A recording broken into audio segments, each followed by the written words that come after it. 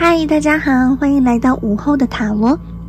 今天呢，想要轻松一点的喝喝茶，然后和大家分享一下我最近所买的那个饰品，好，水晶，还有之前如果有看过我影片的人，应该都知道我一直有在使用的小王子牌卡。就是如果对这副牌卡有兴趣的人，也可以希望可以将我的心得分享给你们，然后顺便仔细的介绍一下这副牌卡。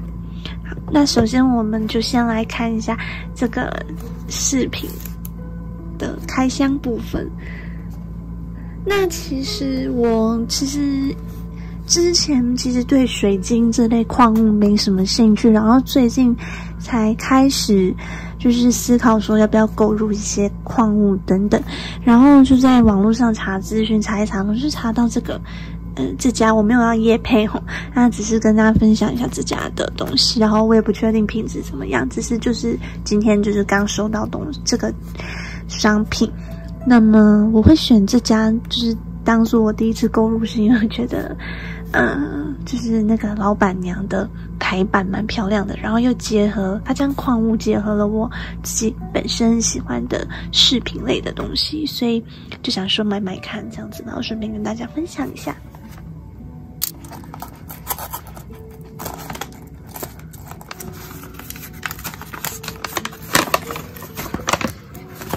哇哦，超小的耶！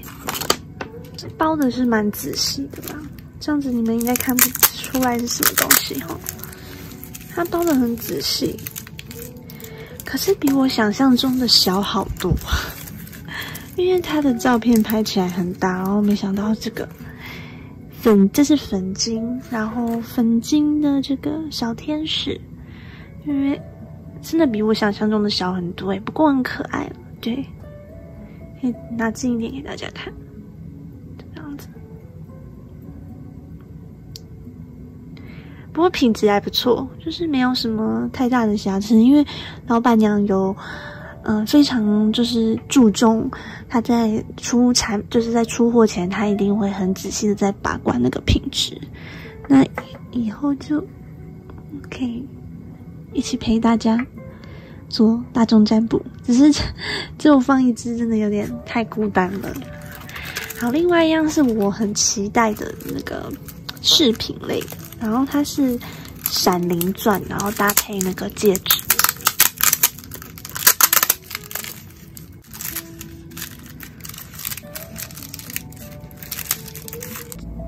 哇，将就是这枚戒指。然后是闪灵钻，那基本上闪灵钻的作用是，它可以帮助你思虑更加的清晰，也可以放大化其他水晶的能量，然后非常适合用在工作还有灵性的疗愈上。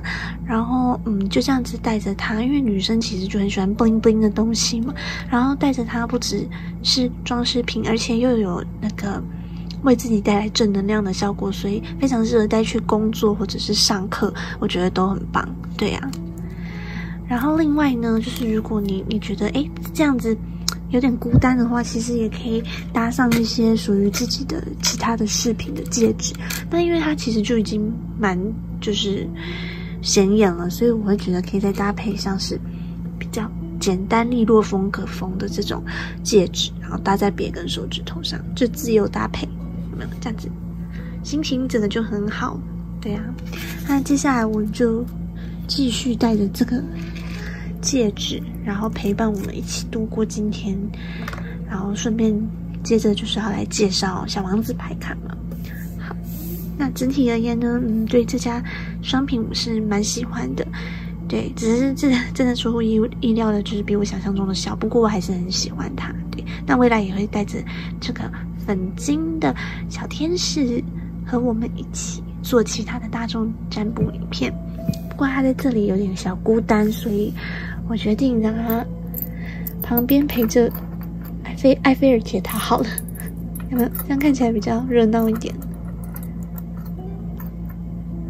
好，那我们就来看小王子牌卡咯。好，这就是小王子牌卡。这个图呢是由一个韩国的插画家所绘制而成的，然后出版的公司是 Prime Muse， 然后封面就是这样子，可以看到很可爱的小王子与他很爱的玫瑰，是作为封面，然后是China 制的。我们来看一下它的侧面吼。Little Prince Tarot Deck and Guidebook Set， 所以里面还有附一本导读本，旁边就是很简单的风格，对，好，侧面是长这样，很简单简约风，正面长这样，然后背面这样子，就是 Cups Wands 权杖 Swords 还有 Pentacles 各一张，都是摆Ace of Cups, Ace of Wands, Ace of Swords, Ace of Pentacles 给大家看，然后就是稍微介绍一下这副牌卡。我们就先来打开它吧。旁边侧面是跟很多副牌卡一样做的是磁吸式的这种，有没有？这样子一吸就上去的那种感觉，这样子。然后打开来呢，就是这样。然后这是导图本，导图本跟侧面的这个图是有相连接的，看到的是一个星球的表面，然后有一些流星就这样划过，这样子。导图本，然后打开来呢，它下面放了一点小纸，作为这个缓冲，保护牌卡用的这样子装饰这样子。然后把它拿起来，我们可以看到的是小王子在底部。好，那我把它放回来一下。好，那整副牌卡呢，真的超漂亮的。一打开来，我们可以看到，哇，是金色侧面，每一面都是金色的。其实我基本上本身是很喜欢这种亮面侧边的这个设计的塔罗牌，只是每次觉得塔罗牌在这种亮面塔罗牌在洗牌的时候，特别是如果你是习惯用侧边洗牌的人，会特别的心痛，因为它很容易会掉漆。对，那这副牌卡其实我才用了大概3-4次吧，然后刚开始一拿到的时候，小缺点是旁边会掉蛮多的金粉的，但是我觉得并不会影响太多，是因为用到现在它的粉其实掉的差不多。粘一开始手就是一粘会有金粉残留在手面上，但是现在已经掉的差不多，但是掉完金粉之后，其实对于它旁边金色的影响不会影响太大。对，然后第一张是简单的这个介绍卡，对，然后呢侧面这个侧面是金边嘛，然后背面是小王子与狐狸还有它的星球，长这个样子。然后整体材质是它很轻薄，对，然后弹性非常好。那么它的牌面是属于比较亮面材质的，所以你可以看得到它其实偶尔会反光。在这个洗牌上的感觉上来说，其实是非常的顺的，这样子。只是我觉得还蛮滑的，所以你在洗牌的时候要特别小心，不小心就会飞喷出去的那种感觉。那接下来我们就来看它的牌面设计。好，那我刚才帮这副牌稍微做了分类一下，好，分成大阿尔克纳、小阿尔克纳，然后每一个元素的牌都也分类好了。那我们先来看一下这个 guidebook 导读本，大概里面有什么样的东西。这本书该部导读本呢有2个语言，第一个是 English 英文，还有包括这个韩文的解说本。好，然后里面大概就是主要介绍一下这作者的这个想法，在制作这一副塔罗牌的想法。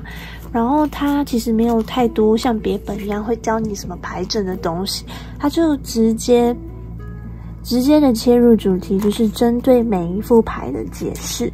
然后一开始是这个英文版的先在前面，然后后面另外一半是韩文。那我们来看一下它大概会是一个怎么样的解释法呢？好，首先第一张是 The Fool 愚人牌，对应到的是这张牌。然后它在第一部分呢会告诉你说，对应到说这张牌卡如何与小王子的故事做结合，它会大概的给你一个简短的说明。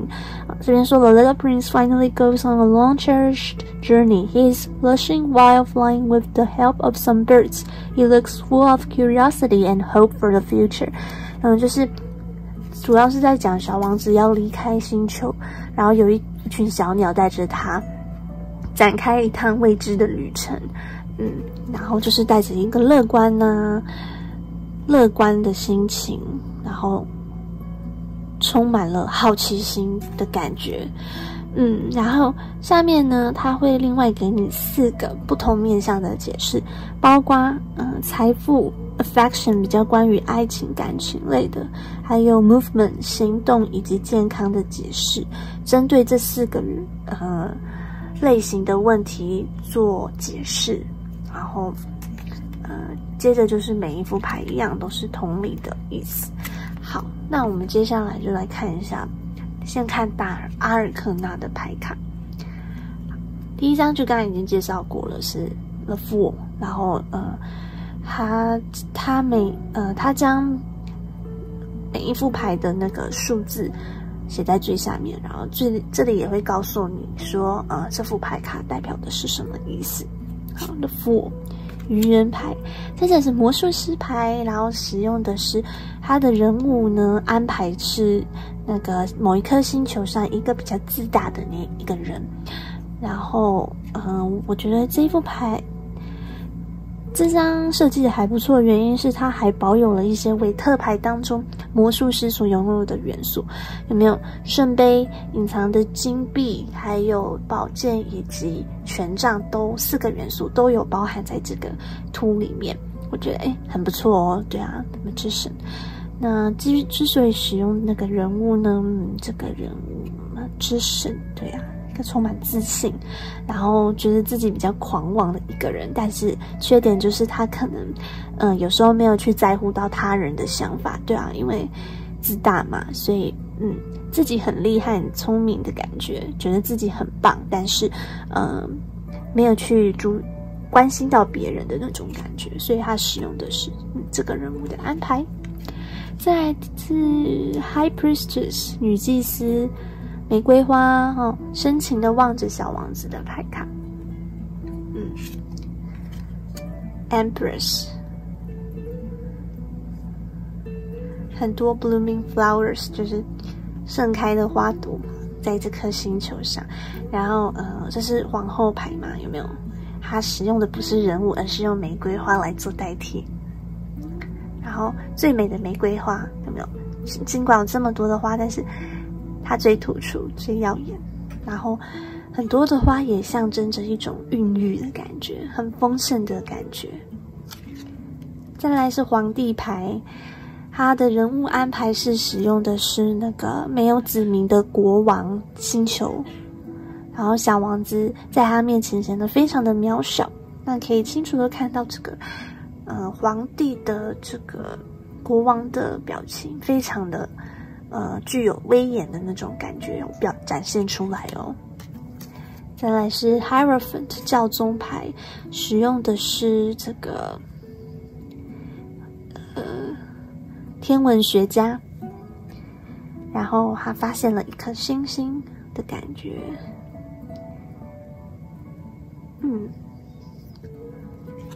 然后 The Lovers， 哇哦，恋人牌很美，使用的是小王子与他最亲爱的玫瑰，两个真的感觉互相很爱彼此的感觉。再来是战车牌，这个战车使用的图设计非常的有趣。那我非常喜欢这一副牌的原因是因为我这边就是稍微插话一下，因为一般来说，有些牌卡在结合故事上来说，他们的导读本未必会对于这个塔罗与故事的结合，未必会做更多延伸的解释，它可能顶多就只是导读本写的就是跟一般韦特那些基本的含义是一样的。那基本上来说，如果你将一个故事结合到塔罗牌里面，我们之所以会想要买这样的牌卡，其实多少也会期待说新的故事与这个塔罗牌两个元素结合在一起会蹦出什么新的火花，然后也会希望看到更多不同的诠释，在塔罗牌的诠释上希望寻找更多弹性的解释意义。那我觉得这一个作者就是做得很棒的地方是，他有时候会做一些延伸的那个解读的意义和看法，所以我会觉得很不错，我还蛮喜欢的。就像是这张战车牌，他在导读本里有介绍到说这是那个飞行员，然后你可以看得到的是这个飞机的前面的这个齿轮其实已经破破烂烂的了，但是他表情还是很乐观，感觉不知道这台飞机即将要失控的感觉。然后它对应到战车上来说，我就觉得很有意思。战车就是如果你有控制好就很棒，有没有？内外你的内在跟外在什么元素都有有控制好。然后在这一副牌当中会让人感觉很乐观的对待一个即将快要失控的局面，即使有危险感觉即将降临，他都还是乐观的面对，而且其实操纵的蛮好的对啊，在这副牌这一张牌的解释上，我就觉得非常的优秀。然后再来是 Strength 力量牌，这张图我也很喜欢，有没有？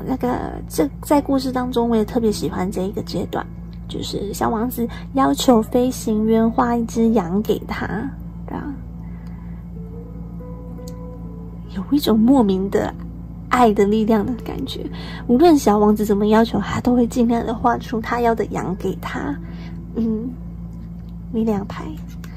再来是 Hermit 隐士，是一个很爱计算星星的商人。Hermit 隐士。再来是 Wheel of Fortune。Wheel of Fortune它在这个牌当中的解释是说，地球是一个孕育很多生命的地方，所以所有的万物星星都是因为地球而有了生命的那种感觉，所以任何的东西都脱离不了地球。Wheel of Fortune 就像是命运一样，不停的在转动，就跟地球在自转的原理是一样的。有没有这个相呼应的感觉对照？我觉得很棒。再来是 Justice 正义牌。Handman 是这个吊人牌，非常有意思。这只玫瑰花像是一个幻觉一样，这样子若隐若现的，因为小王子离开了他的星球，他很想念他的玫瑰。再来是 Death。好，这边我也非常的喜欢它的设计，因为 Death 通常在塔罗牌当中会给人一种很害怕的感觉，死亡嘛，死亡牌。但是呢，它画风一转变成这么童趣的画面，就会让你觉得其实没有那么恐怖。那这棵树是小王子的星球，那他每天都必须努力的，不要让这棵树变得就是长得这么巨大，不然就整颗星球就毁了。所以呢，他把它应用在这张死亡牌上，我觉得非常的有趣。有没有这个象征死亡的树，渐渐的要占据这颗小小的星球，而远方还有着小王子最爱的玫瑰与星星。那个感觉你们可以自己去体会。不过呢，整体而言呢，就是给人一个比较不会那么害怕的气氛和氛围。再来是 Temperance 节制牌，有没有？他要努力的清扫，才不能让那棵树长得特别巨大，占据整个星球。用在节制牌也非常的有意思。再来是 The Devil 恶魔牌，沙漠当中的绿洲，水井。就是有一个什么非常渴望的东西，但是你和渴望的背后是否也藏着一个小小的恶魔？再来 Tower 牌，失事的飞机。Star 星星。The Moon 月亮。然后 The Sun 太阳。小王子和他的狐狸，然后后面有太阳。Judgment 审判牌。最后是 The World， 小王子开心的奔向他的玫瑰。好，以上是大阿尔克纳的主要的介绍。那么我们再来要看的是小阿尔克纳。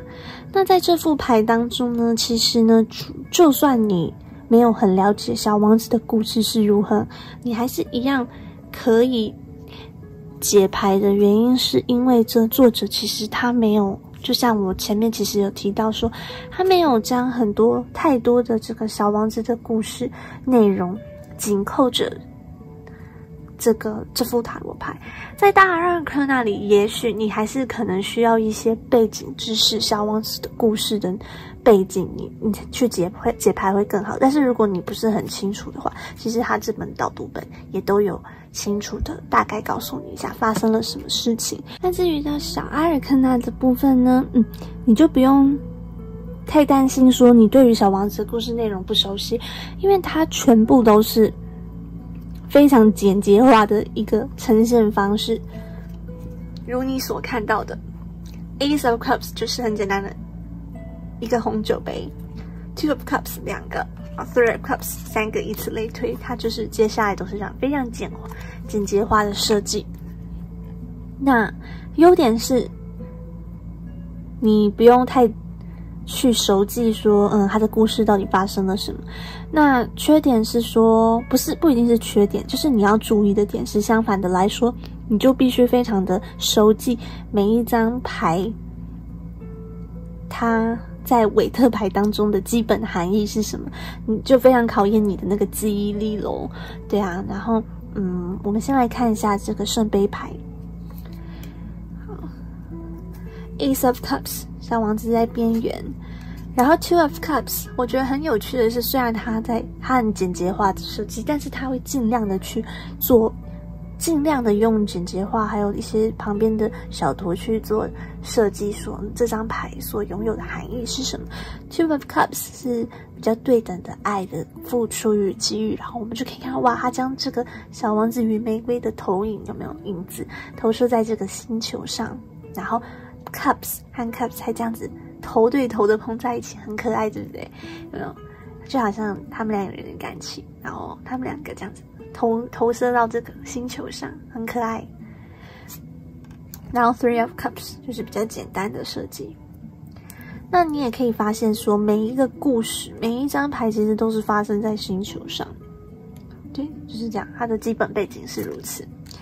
好，再来 Four of Cups， 看到的是一个小王子，好像闷闷不乐的坐在这里。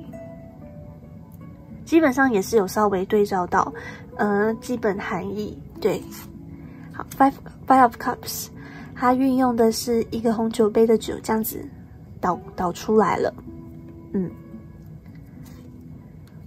Six of Cups 小王子拿着水灌溉玫瑰 ，Six of Cups。Seven of Cups 也是有紧扣着韦特牌当中的元素，每一个红酒杯里都放着很多不同的东西元素在里面。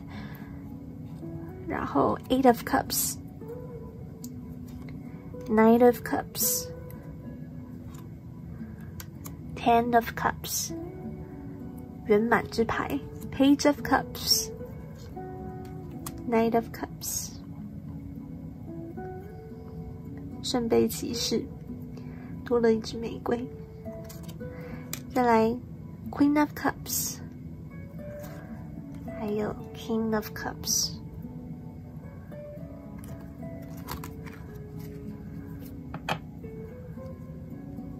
好，再来我们要来看的是权杖组的，基本上都是很简单化的设计，简洁明了。好，看到的是飞行员，有一只有点，有一只没有点。然后 Three of Wands Four of Wands 再来是 Five of Wands Six of Wands Six of Wands 设计当中有一个小巧思，我在看导读本时才发现的。有没有看到同样有6支权杖在这幅图当中，可是呢有其中一支最突出，就是最前面的这个权杖。那在原本的那个韦特牌当中，传统的韦特牌当中呢Six of Wands 是象征那个就是凯旋归来的战士嘛，那就像是这幅图给我们的感觉，在众多人当中有一个人最突出，所以他在这里有一个做这样的小小的巧思设计，我觉得这个细节做得很不错哦。还是 Seven of Wands， 有些断掉了，然后有些冒着烟被吹熄，有些还没点着，有些点着了，足以象征一种混乱的感觉。然后 Eight of Wands， 火力全开，有没有？感觉蓄势待发的感觉。好 ，Knight of Wands， 再来是 Ten of Wands， Page of Wands， Knight of Wands， Queen， 然后是 King， 对，可以看得出来哦，真的非常的考验你的对于牌意的解释的记忆力。好，再来是 Ace of Pentacles， 我们看一下 Pentacles 牌。接下来这个就是数星星的商人了，Three of Pentacles， 好 Four， 跟原本的传统的韦特牌的图是有一样的设计。Five of Pentacles 这里超有趣的，就是有5个金币这样子，哇，好像从山坡上这样子掉下去，然后他要去追他们。这里就是跟那个传统的牌的那个图会有比较大的差别，但是却多了一些蛮有趣的异曲同工之妙的感觉，对。然后 Six of Pentacles。Seven of Pentacles， 他有没有有点慌张犹豫，说这个第7个金币该放在哪里才不会失去平衡呢？就跟原本的牌意也有一些紧扣的部分哦。看着原本所拥有的，然后去思考，我该怎么去拿捏斟酌，说我该怎么继续的堆积上去，在已经拥有的基础之上。再来是 Eight of Pentacles，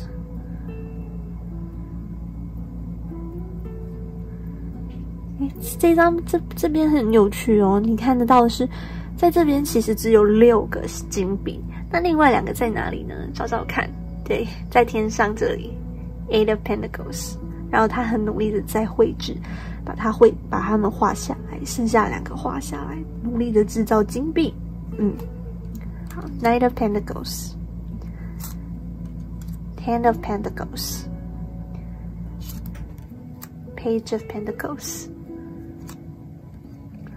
Queen， 我不小心顺序放错了 ，Knight of Pentacles， 然后 Queen， 最后是 King of Pentacles。好，最后我们要来看的是宝剑组的牌 ，Ace of Swords。Two of Swords， 它有没有这样子垂着地 ？Three of Swords， Four of Swords， 这里也有紧扣原本的经典的那个牌当中的元素，它躺在这里。一个人。好 ，Five of Swords，Six of Swords。好，到了宝剑七 ，Seven of Swords。这边呢比较特别的是，原本的图是一个男子，然后偷偷摸摸的把宝剑，有没有好像偷走的那种感觉？那在这里反而是一个人抱着头这样子跪在地上。我想要来看一下他在这里做的解释是什么？看一下 ，Seven of Swords。Just like how we can't avoid the difficulties in life, wherever he goes, swords will get in the way. The frustrated man knelt down while grabbing his hair. He's badly in need of wisdom. However, it is not easy. 好，他在这边做的解释，其实，跟一般的牌意会有比较大的差别是。一般来说会有一种 Seven of Swords 宝剑七会有一种欺骗啊，或者是投机取巧的感觉，而在这副小王子的牌卡当中，他所做的解释是比较偏向，无论他怎么走，试了什么方法，都没有办法突破困境的感觉，所以他很苦恼，然后极度的需要智慧降临在他身上的感觉，